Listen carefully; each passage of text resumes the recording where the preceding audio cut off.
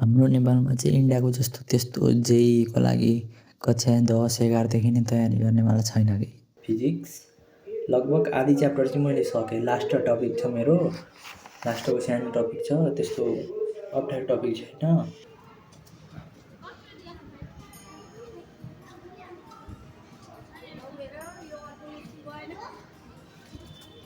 Hello guys, welcome back to my channel. आज चाहिँ मैले बिहान भ्लग बनाउन पाइनँ, ढिलो उठेँ। त्यसकारण म अहिले स्कुलबाट आएँ, कलेजबाट आएँ होइन, अब बनाउँदैछु। आज चाहिँ मौसम लास्ट जाडो छ कि। अब एकछिन वार्मअप गर्छु, म सरलाई बताउँछु। एक्सर्साइज गरेको भिडियो राख्नु।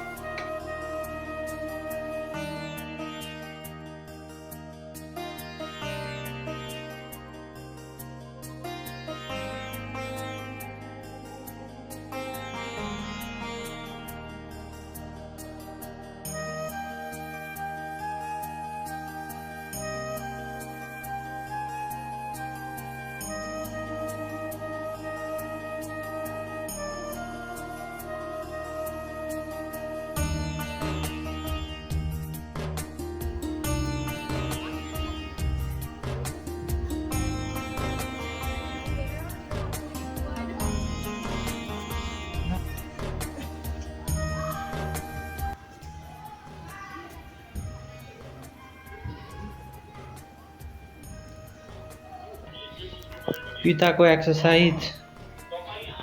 छोरी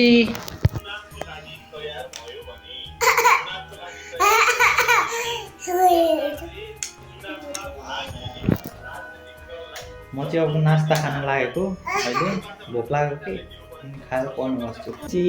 के भन्थ्यौ त ल? काका भन्देऊ न, काका भन्देऊ न, काका भन्देऊ न, काका काका।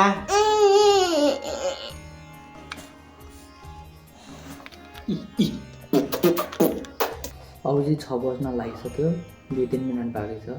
त्यसपछि म आज फिजिक्सको पढ्छु। मैले फिजिक्सको नोट बनाउनु छ कि, नोट पनि बनाउँछु, पढ्छु पनि, सँगसँगै गर्छु दुइटा।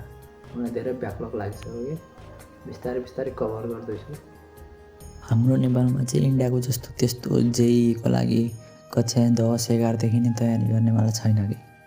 हाम्रो केवल 11 12मा आएपछि यदि साइन्स पढेको छ भनेपछि त्यसले चाहिँ इन्जिनियरिङ अथवा डक्टरतिर लाग्न सक्छ।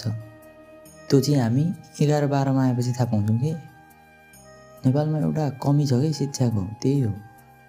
कक्षा 8 उहाँ इन्डियामा त बच्चाहरू सानादेखि कि 5 क्लासदेखि नै जेईको तयारी गर्न खोजिरहन्छन् कि। अब यहाँ हाम्रो नेपालमा केही त्यस्तो छैन। अहिले चाहिँ साँझको 7 बज्यो, मैले 6 बजेदेखि पढ्न थालेको फिजिक्स।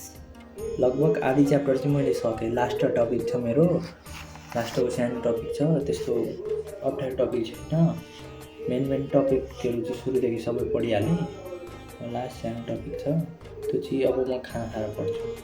अहिले चाहिँ खाना खाने टाइम भयो, 1 घन्टा पढेँ मैले फिजिक्सको चाहिँ। मलाई चाहिँ धेरै ब्याक लागेको छ कि। हामीलाई वेभ एन्ड अप्टिक्स पढाइराख्नु भएको छ अहिले। वेभ एन्ड अप्टिक्सको 4थो च्याप्टर पढाउनु हुँदैछ, अक्वास्टिक फिनोमेना भन्ने। म त भर्खर पहिलो च्याप्टर सकेर दोस्रो च्याप्टर पढ्दैछु अहिले भर्खर। अझै तेस्रो पढ्नै बाँकी छ, चौथो पढ्नै बाँकी छ। आज चाहिँ मैले जसरी भए पनि यो सक्नुपर्छ। आज चाहिँ च्याउको तरकारी मजा आउँछ, मजा पनि आउँछ, मलाई मन पनि पर्छ। आज त 4वटा रोटी खान्छु, 4वटा।